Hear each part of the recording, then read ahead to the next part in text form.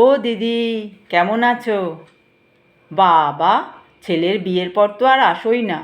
না গো দিদি, সবাই কাজে বেরিয়ে যায়, বৌমা একা একা থাকে তো, সেই জন্য বৌমাকে ফেলে রেখে আর আসি না।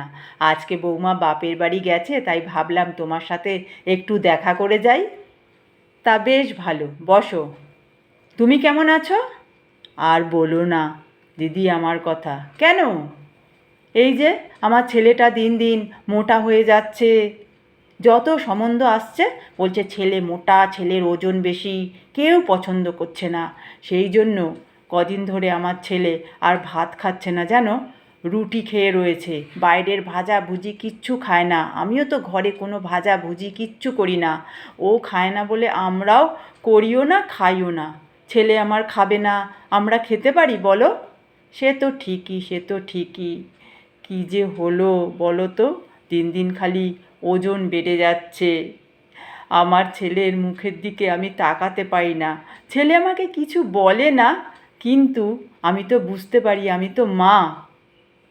কি করলে যে ও রোগা হবে জানি না। আমার ভাগ্যে বুঝি ছেলের বিয়ে আর দেখা নেই। এমন করে কেন বলছো? তোমার ছেলেকে বলো যোগব্যায়ামে ভর্তি হতে।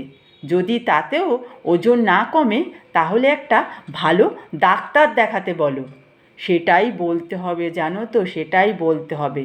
শোনো, এত টেনশন করো না। তোমার ছেলের ভাগ্যে যদি বিয়ে থাকে, তাহলে একদিন না একদিন ঠিক হবে। আর যার সাথে লেখা আছে না, তার সাথে ঠিক হবে।